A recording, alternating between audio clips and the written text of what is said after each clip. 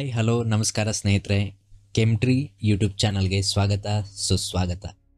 ಈಗಾಗಲೇ ನಾವು March 2025 chemistry ರಸಾಯನಶಾಸ್ತ್ರದ ನೀಲನಕ್ಷೆ ಹೇಗೆ ಇರುತ್ತೆ ಅನ್ನೋದನ್ನು ಈಗಾಗಲೇ ಡಿಸ್ಕಷನ್ನ ಮಾಡಿದ್ದೇವೆ. ಡಿಸ್ಕಷನ್ ಮಾಡಿರುವಂಥ ವಿಡಿಯೋ ಲಿಂಕನ್ನು ಡಿಸ್ಕ್ರಿಪ್ಷನ್ ಬಾಕ್ಸ್ನಲ್ಲಿ ಕೊಟ್ಟಿದ್ದೇನೆ. ಇದು ಫೈನಲ್ ಎಕ್ಸಾಮಿನ ಬ್ಲೂ ಪ್ರಿಂಟು. ಯಾವ ರೀತಿ ಇರುತ್ತೆ, ಯಾವ ಚಾಪ್ಟರ್ಸ್ಗಳಿಂದ ಎಷ್ಟೆಷ್ಟು ಮಾರ್ಕ್ಸಿನ ಕ್ವಶನ್ಸ್ಗಳು ಬರುತ್ತೆ ಅನ್ನೋದನ್ನು ನೀಟಾಗಿ ಇಲ್ಲಿ ನಾನು ಮೆನ್ಷನ್ ಮಾಡಿದ್ದೇನೆ. ಇದನ್ನು ನೀವು ವಿಡಿಯೋ ನೋಡೋದ್ರ ಮೂಲಕ ಅರ್ಥ ಮಾಡ್ಕೊಳ್ಬೋದು. ಇವತ್ತಿನ ವಿಡಿಯೋದಲ್ಲಿ ನಾನು ಕಂಪಲ್ಸರಿಯಾಗಿ ನೀವು ಪ್ರಾಕ್ಟೀಸ್ ಮಾಡಬೇಕಾಗಿರುವಂಥ ಪ್ರಶ್ನೆಗಳು ಯಾವ್ಯಾವುದು ಅಂತ ಡಿಸ್ಕಷನ್ನ ಮಾಡ್ತಾ ಇದ್ದೇನೆ.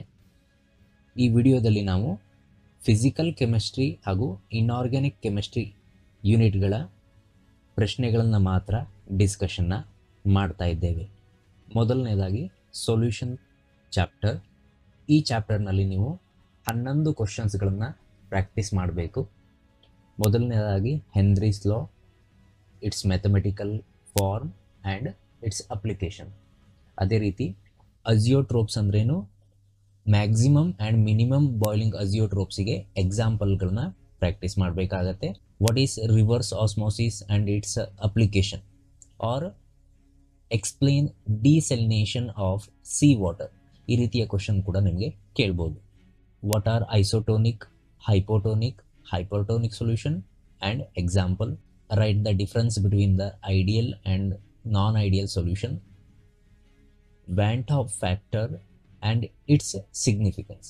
ಇಲ್ಲ ಅಂತ ಹೇಳಿದರೆ ನಿಮಗೆ calculate or identify the value of van't Hoff factor for K2SO4, barium chloride, ethanoic acid in benzene, benzoic acid in benzene ಅಂತಲೂ ನಿಮಗೆ ಕ್ವಶನ್ಸ್ಗಳನ್ನು ಕೊಡ್ಬೋದು.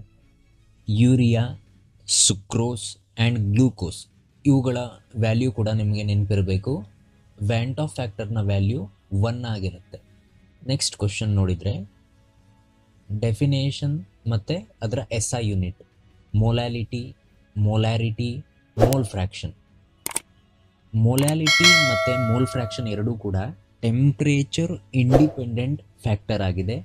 ಮೊಲಾರಿಟಿ ಟೆಂಪ್ರೇಚರ್ ಡಿಪೆಂಡೆಂಟ್ ಫ್ಯಾಕ್ಟರ್ ಆಗಿರುತ್ತೆ. Effect of temperature on ಸೊಲ್ಯುಬಿಲಿಟಿ of gas in a liquid and solubility of solid in a liquid. ಕ್ವಶನ್ನ ನೀವು ಸರಿಯಾಗಿ ಓದ್ಕೊಂಡು ಆನ್ಸರ್ನ ಬರಿಬೇಕಾಗತ್ತೆ. ಹಾಗೆ what is semipermeable membrane, give an example. Cellulose ಅಸಿಟೇಟನ್ನು ಸೆಮಿಪರ್ಮಿಯೇಬಲ್ ಮೆಂಬ್ರೇನ್ ಆಗಿ ನೀವು ಕನ್ಸಿಡರ್ ಮಾಡಬಹುದು. ಮೋಸ್ಟ್ ಇಂಪಾರ್ಟೆಂಟ್ ಅಂತ ಹೇಳಿದರೆ ಈ ಫಿಸಿಕಲ್ ಕೆಮಿಸ್ಟ್ರಿ ಪಾರ್ಟಿಂದ ನಮಗೆ 3 ಮಾರ್ಕ್ಸಿನ ನ್ಯೂಮರಿಕಲ್ ಪ್ರಾಬ್ಲಮ್ಸ್ಗಳು ಬರುತ್ತೆ. ಈ ನ್ಯೂಮರಿಕಲ್ ಪ್ರಾಬ್ಲಮ್ಸ್ಗಳಲ್ಲಿ ನಿಮಗೇನಾದರೂ ಪ್ರಾಬ್ಲಮ್ ಸಾಲ್ವ್ ಮಾಡ್ಲಿಕ್ಕೆ ಬರ್ತಾ ಇಲ್ಲ ಅಂತ ಇದ್ದರೆ, ಯಾವ ಕ್ವಶನ್ನ ಕೇಳಿದ್ದಾರೆ ಅದಕ್ಕೆ ಯಾವ ಫಾರ್ಮುಲಾನ ಬರಿಬೇಕು ಅನ್ನೋದು ನೀವು ಅರ್ಥ ಮಾಡ್ಕೊಂಡಿದ್ರೆ ಆ ಫಾರ್ಮುಲಾನ ಬರೆದ್ರೂ ಕೂಡ ನಿಮಗೆ 1 ಮಾರ್ಕ್ಸು ಸಿಗುತ್ತೆ. ಇದಿಷ್ಟು ಕ್ವಶನ್ಸ್ಗಳನ್ನ ನೀವು ಸೊಲ್ಯೂಷನ್ ಟಾಪಿಕ್ಕಿಂದ ಕಂಪಲ್ಸರಿಯಾಗಿ ಪ್ರಾಕ್ಟೀಸ್ ಮಾಡ್ಕೋಬೇಕಾಗತ್ತೆ. Next topic electrochemistry. ಈ ಟಾಪಿಕಲ್ಲೂ ಕೂಡ ನಿಮಗೆ ನ್ಯೂಮರಿಕಲ್ ಕ್ವಶನ್ಸ್ ಕೂಡ ಬರುತ್ತೆ. Same as it Yesu previous ನಾನು ಏನು ಹೇಳಿದ್ದೇನೆ ಅದೇ ರೀತಿ ನೀವು ಫಾಲೋ ಮಾಡಬೇಕು. ಇಲ್ಲಿ ಬರುವಂಥ ಕ್ವಶನ್ಸ್ಗಳು explain construction and working of standard hydrogen electrode or normal hydrogen electrode ಅಂತಲೂ ಕೇಳ್ತಾರೆ.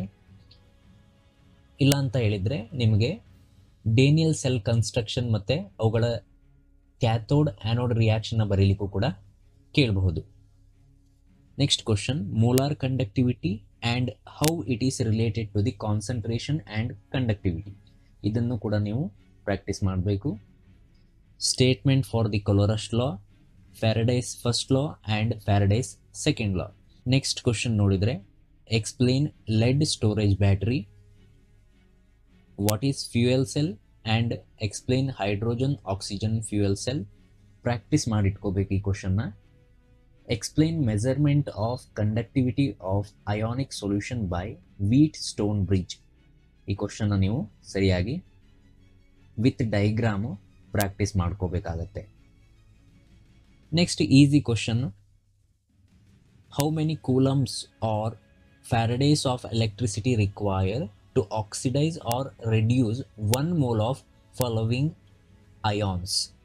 ನೀವು ಈಸಿಯಾಗಿ ನಂಬರ್ ಆಫ್ ಎಲೆಕ್ಟ್ರಾನ್ ಎಷ್ಟು ಗೇನ್ ಆಗುತ್ತೆ, ಎಷ್ಟು ಲಾಸ್ ಆಗುತ್ತೆ ಅನ್ನೋದನ್ನು ನೋಡಿಕೊಂಡು ನೀವು ಎಷ್ಟು ಫ್ಯಾರಡೆ ಆಫ್ ಎಲೆಕ್ಟ್ರಿಸಿಟಿ ಬೇಕಾಗಿದೆ ಅನ್ನೋದನ್ನು ಕ್ಯಾಲ್ಕುಲೇಟ್ ಮಾಡಬಹುದು. ನೆಕ್ಸ್ಟ್ ಕ್ವಶನ್ ನಿಮಗೆ write anode and cathode reaction for following battery ಅಂತ ಇರುತ್ತೆ.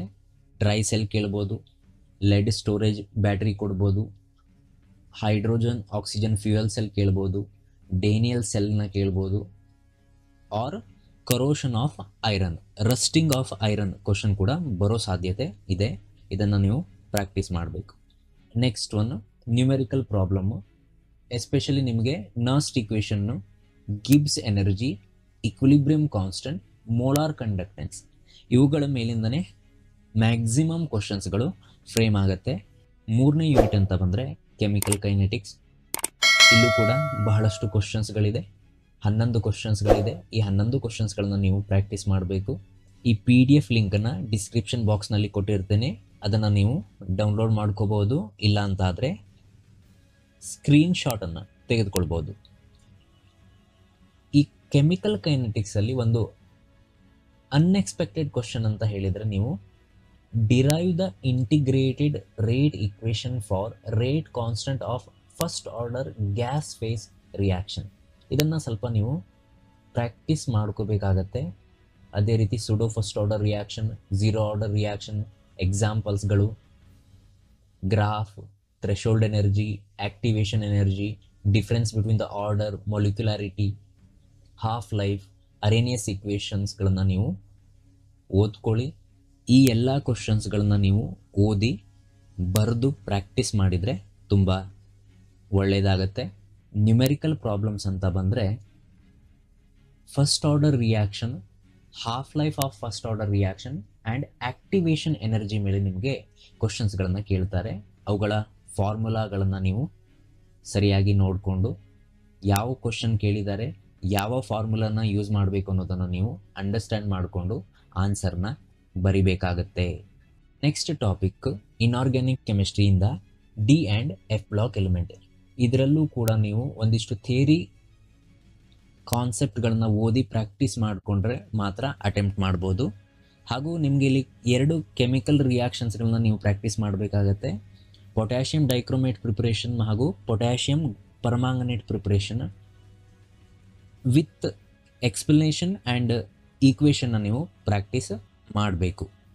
Magnetic momentum calculation for following ಅಯಾನ್ಸ್ಗಳಿಗೆ, catalytic property, lanthanide contraction and their consequences, actinide contraction consequences, then ಯಾವ ಅಯಾನ್ಸ್ಗಳು ಕಲರ್ನ ಶೋ ಮಾಡುತ್ತೆ ಅನ್ನೋದನ್ನು ಕೂಡ ನೀವು ಐಡೆಂಟಿಫೈ ಮಾಡಬೇಕು.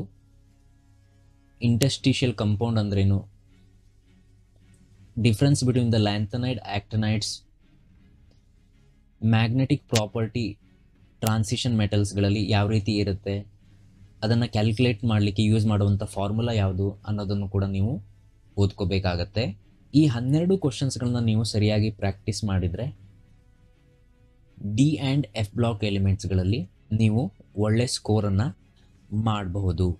Last inorganic topic coordination compound. ಇದರಲ್ಲಿ ನೀವು 3 ಮಾರ್ಕ್ಸಿನ ಕ್ವಶನ್ಸ್ಗಳನ್ನು, 2 ಮಾರ್ಕ್ಸಿನ ಕ್ವಶನ್ಸ್ಗಳನ್ನು ಹಾಗೂ 1 ಮಾರ್ಕ್ಸಿನ ಕ್ವಶನ್ಸ್ಗಳನ್ನು ಕೂಡ ಓದ್ಕೋಬೇಕಾಗತ್ತೆ.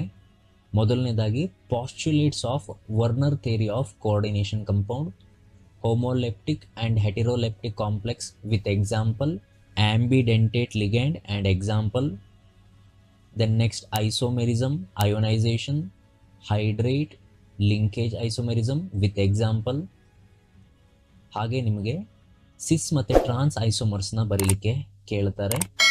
ಮೋಸ್ಟ್ ಇಂಪಾರ್ಟೆಂಟ್ ಅಂತ ಹೇಳಿದರೆ, based on valence bond theory, you have to explain hybridization, geometry and magnetic property of cobalt and nickel complex. ಇಲ್ಲಿ ವೀಕ್ ಫೀಲ್ಡ್ ಮತ್ತು ಸ್ಟ್ರಾಂಗ್ ಫೀಲ್ಡ್ ಲಿಗ್ಯಾಂಡನ್ನು ಇಟ್ಕೊಂಡು ಯಾವ ಹೈಬ್ರಿಡೈಸೇಷನ್ ಆಗುತ್ತೆ, ಜೊಮೆಟ್ರಿ ಏನು ಬರುತ್ತೆ ಹಾಗೂ ಮ್ಯಾಗ್ನೆಟಿಕ್ ಪ್ರಾಪರ್ಟಿ ಏನಾಗುತ್ತೆ ಅನ್ನೋದನ್ನು ನೀವು ಬರಿಬೇಕಾಗತ್ತೆ. ಎಕ್ಸಾಮ್ದಲ್ಲಿ ನಿಮಗೆ ಕಾಂಪ್ಲೆಕ್ಸಿನ ನೇಮ್ನ ಕೊಡ್ಬೋದು ಅಥವಾ ಕಾಂಪ್ಲೆಕ್ಸ್ನ ಫಾರ್ಮುಲಾ ಕೂಡ ನಿಮಗೆ ಕೊಡ್ಬೋದು. ಕೊನೆಯದಾಗಿ ನೀವು ನೋಡೋದಾದರೆ energy level diagram for octahedral and tetrahedral crystal field ಸ್ಪ್ಲಿಟ್ಟಿಂಗಿಗೆ ಬಿಡಿಸ್ಬೇಕಾಗತ್ತೆ. ಯಾವ ರೀತಿ ಡಿ ಆರ್ಬಿಟಲ್ಸ್ಗಳಲ್ಲಿ ಸ್ಪ್ಲಿಟ್ಟಿಂಗ್ ಆಗುತ್ತೆ ಅನ್ನೋದನ್ನು ನೀವು ನೋಡಬೇಕು. ನೆಕ್ಸ್ಟ್ ಕ್ವಶನ್ ಅಂತ ಬಂದರೆ ಬಾಂಡಿಂಗ್ ಇನ್ ಮೆಟಲ್ ಕಾರ್ಬೊನೈಲ್ಸ್. ಇದರಲ್ಲಿ ನಿಮಗೆ synergetic effect or back bonding ಕಾನ್ಸೆಪ್ಟನ್ನು ನೀವು ಇಲ್ಲಿ ಅರ್ಥ ಮಾಡ್ಕೋಬೇಕಾಗತ್ತೆ. ಹಾಗೆ facial and meridional isomeric structure of cobalt complex. 1 marks ಅಂತ ಬಂದಾಗ ಇಲ್ಲಿ ಕೊಟ್ಟಿರುವಂಥ ಕಾಂಪ್ಲೆಕ್ಸ್ಗಳ ಐಯುಪ್ಯಾಕ್ ನೇಮಿಂಗ್ ಮಾಡೋದನ್ನು ಪ್ರಾಕ್ಟೀಸ್ ಮಾಡ್ಕೊಳ್ಳಿ. ಈ 13 ಕ್ವಶನ್ಸ್ಗಳನ್ನು ನೀವು ಓದ್ಕೊಳ್ಳಿ. ಫಿಸಿಕಲ್ ಕೆಮಿಸ್ಟ್ರಿ ಹಾಗೂ ಇನ್ಆರ್ಗ್ಯಾನಿಕ್ ಕೆಮಿಸ್ಟ್ರಿ ಇಂಪಾರ್ಟೆಂಟ್ ಕ್ವಶನ್ಸ್, ಕಂಪಲ್ಸರಿಯಾಗಿ ಓದಬೇಕಾಗಿರುವಂಥ ಪ್ರಶ್ನೆಗಳ ವಿಡಿಯೋ ಇಲ್ಲಿಗೆ ಎಂಡ್ ಆಗ್ತಾ ಇದೆ. ಈ ವಿಡಿಯೋ ನಿಮಗೇನಾದರೂ ಹೆಲ್ಪ್ಫುಲ್ ಅನಿಸಿದರೆ ನಿಮ್ಮ ಸ್ನೇಹಿತರ ಜೊತೆ, ನಿಮ್ಮ ಫ್ರೆಂಡ್ಸ್ ಜೊತೆ ಇದನ್ನು ಶೇರ್ ಮಾಡಿ, ಲೈಕ್ ಮಾಡಿ ಹಾಗೂ ಚಾನಲ್ನ ಸಬ್ಸ್ಕ್ರೈಬ್ ಮಾಡೋದನ್ನು ಮರಿಬೇಡಿ. ನಿಮ್ಮ ಸಜೆಷನ್ಸ್ಗಳೇನಾದರೂ ಇದ್ದರೆ ಅಥವಾ ಸಲಹೆಗಳೇನಾದರೂ ಇದ್ದರೆ ಕಾಮೆಂಟ್ ಬಾಕ್ಸ್ನಲ್ಲಿ ಬರೆಯೋದನ್ನು ಮರಿಬೇಡಿ. ಮುಂದಿನ ವಿಡಿಯೋದಲ್ಲಿ ನಾನು ಆರ್ಗ್ಯಾನಿಕ್ ಕೆಮಿಸ್ಟ್ರಿ ಟಾಪಿಕ್ಸ್ಗಳ ಇಂಪಾರ್ಟೆಂಟ್ ಕ್ವಶನ್ಸ್ಗಳನ್ನ ಡಿಸ್ಕಷನ್ ಮಾಡ್ತೇನೆ.